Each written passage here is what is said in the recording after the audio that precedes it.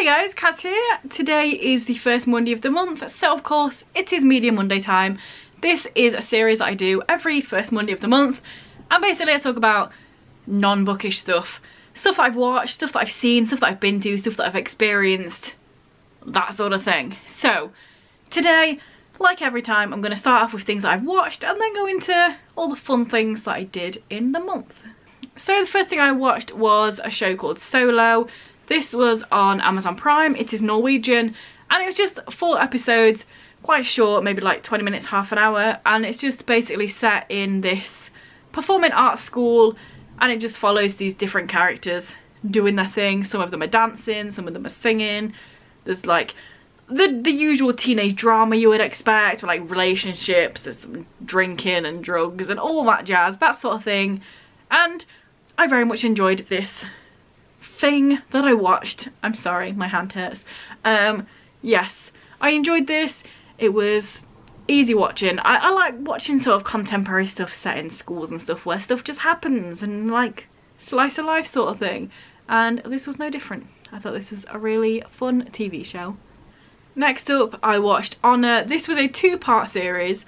It was, I think it was originally a BBC thing, but it's on Netflix now and that's where I watched it. And basically this is based on a true murder that happened in England, and this girl went missing, and basically she had a list of these people saying, hey, if I somehow don't turn up somewhere, these people have killed me. And as you can tell by the name of the show, Honor, it is based on quote unquote honor killing, when, you know, a woman does something that is for herself instead of being forced upon her by her male family, and that's not on, so you know. This was a 2-part series and it follows the detectives going about trying to figure out where these people are. And yeah, obviously based on a true story. It did say at the beginning, like all stuff like this, that a few bits and pieces here and there were changed for the TV show. But yeah, pretty much this girl got murdered by some of her family members and their wider community, Turkish. And it's about the detectives finding them and trying to get them into the jails. And at the end, actually, there was a little line on it and it says, so 2 of the men that were suspects fled to Iran, and then the lady detective and her team went to Iran, and I think it said they spent like 2 years there trying to get these 2 guys extradited, because Iran, I think it was Iran or was it Iraq? Either Iraq or Iran, I can't remember now. But anyway, they, whichever country it was, don't have an extradition treaty thing with the UK, and eventually they did manage to get these 2 guys back to the UK to charge them, and it was the first time anyone from that country had been like extradited to another country for a crime. So like the team went there and they were like, no, we are making sure these guys pay for their crime. So I thought that was really cool, the fact that they didn't just be like, oh, we've got half of them, oh well. They were like, no, we are having them and we are putting them in jail. So yes, it was cool to see that the police actually carried on and made sure the job was done all the way to the end. And then another TV show that I watched was Bodyguard. This seems to have been really popular. It came out a few years ago. It's got Richard Madden as the main character, and I remember hearing about it quite a bit, and I think it won loads of awards and stuff, but finally I watched it. And this is about Richard Madden being, well, the start of the first episode is him basically on a train with his kids, and there's a suicide bomber on the train and he manages to stop the bomber. And because of that, he's like some sort of agent and he gets put in charge of this MP. And it goes from there. There's twists, there's turns, there's like deception, there's different people doing stuff, you don't know what's going on. And also some of the archetypes in this sort of TV show were twisted a bit. Like some things happen and I wasn't expecting them to happen, some things happened and I was expecting them to happen, because it's like that's the sort of thing that happens in these sort of shows. But I really enjoyed it, and I also really enjoyed the fact that Richard Madden was being Scottish in it. You might know him from Game of Thrones, he played Robb Stark, but he is Scottish and I fucking love Scottish accents, so just listening to him, yes, thank you. But also the show was really good as well. And yeah, it was one of those ones where you binge watch it, you just want to get the next episode on and see what's happening. And yeah, it was really, really good. So I understand why there was loads of like awards and stuff. Glad I finally watched it. A couple of films I watched. Number one, I went to the cinema and went to see Beetlejuice. And this was really good. I feel like it definitely stayed true to the original. It had all the same vibes. It was like exactly what a sequel to this film should have been. It was just fun. And I feel like you don't get that a lot nowadays. It has to be like gritty and dark and 74 hours long.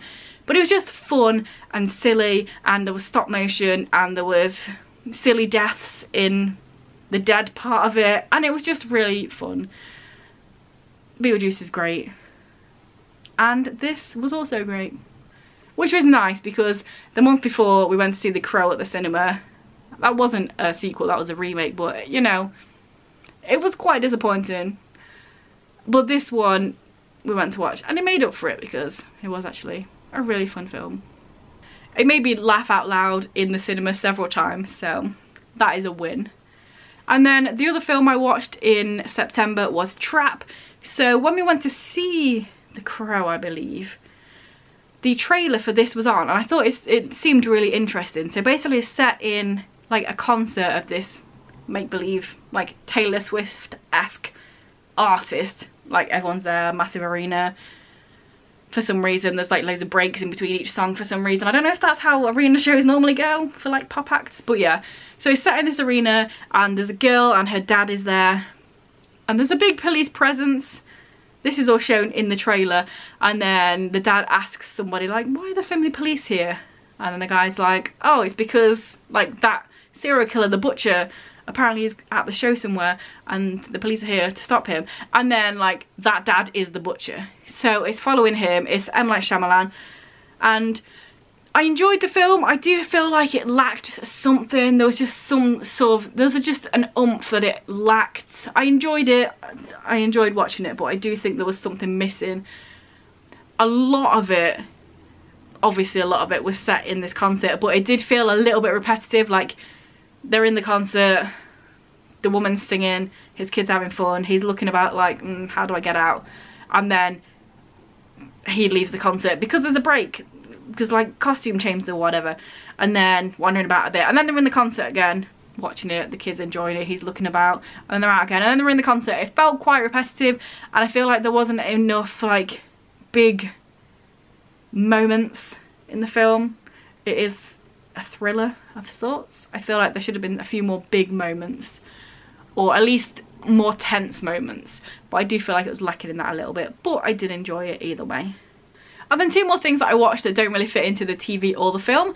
The first one, I watched a documentary on YouTube, so if I remember I will put the link in the description if I can find it if I watch stuff, but it was called Looking for Mike, and basically it was this guy who had a friend who worked with him for a few years and he died, and then he found out that his name wasn't Mike, he had fake IDs, nobody knew who he really was, and he's just spent like a lot of years trying to figure out who this guy was, why he was pretending to be somebody else, and like what happened.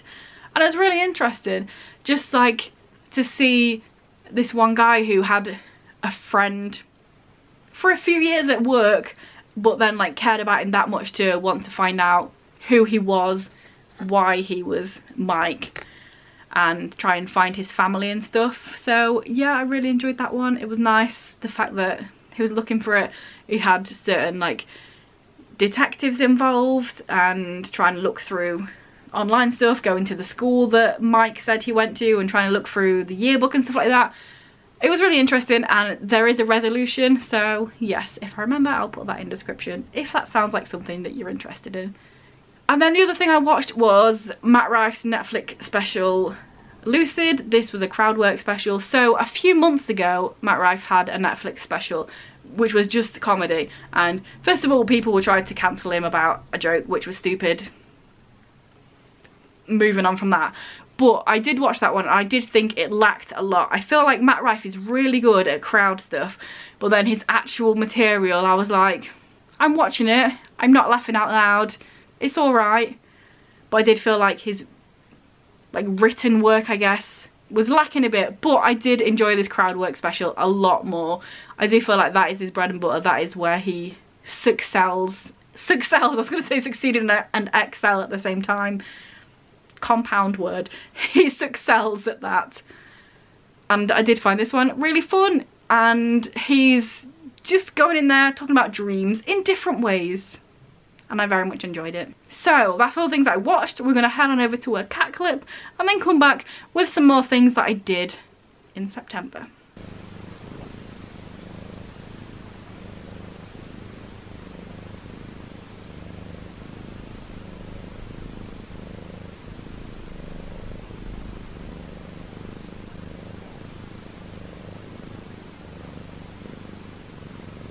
So first things first, we went to do one escape room. I need more escape rooms. I feel like we've not done enough escape rooms. But yeah, went to do one escape room in Lincoln called Quest of the Worthy. This is at, is it called, I feel like it's called Putters, Golf Putters.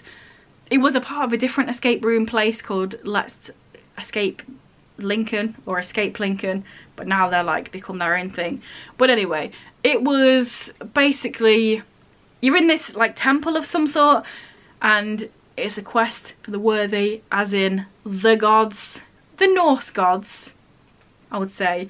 So there's a lot of stuff like runes and symbols and candles and darkness and crows, all of that sort of stuff. And it was very fun. I did this one with quite a few people, a couple of people that I haven't really done any or many escape rooms with, and I had a lot of fun, as we always do in escape rooms, and we did get out, of course. But yeah, this was a fun one.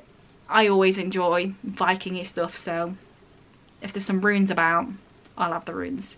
This was something a bit different from a lot of escape rooms because there were no locks. Everything was magnetized locks, so you had to do something to magnetize something and put something in the right place to open everything. There was no like keys or typing in a number, which was cool. It was interesting and different, and also made the theme stick in a good way, because obviously if you're in a temple, there's not just going to be like a random lock there, is there? So it kept the theming, and yeah, very much enjoyed that one. Somewhere in the middle of the month, I went to see The History Boys at the Theatre Royal in Nottingham.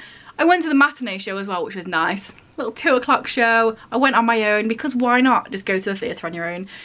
I've seen this film before, but I'd never seen the theatre production of it, and when I saw it was about, because it was like the 20-year anniversary, I believe, 20, 25, something like that, I was like, you know what? I'm going to go see The History Boys. And I did, and I had a lot of fun. I've not really been to the theatre a lot before. I've seen pantomimes, and I've been and seen a few things like Derren Brown and stuff like that, but I never actually see like a proper theatre show, and I really enjoyed it. It was very good. I was just sat there on my own enjoying The History Boys, and it was good. It was really good. Oh, I've been to the theatre once. I went to see The Woman in Black with School, and it was really good. So yeah, I don't really know what else I can say. The History Boys is about a bunch of boys who have just done their exams and they've got the best grades, so they're in the position to be able to go to Oxford or Cambridge. So they're at like a summer school at school, trying to learn how to do the interviews, how to present themselves to try and get into these fancy universities, and just life around there, and the teachers and the boys and the stuff happening, and it was just really good. So yeah, very much glad that I went to see it.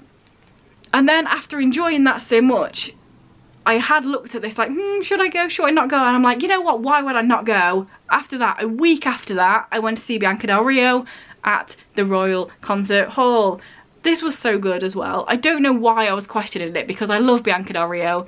My favourite drag queen, my favourite winner of Drag Race. I'm very much like that obvious basic bitch. Bianca Del Rio is the best.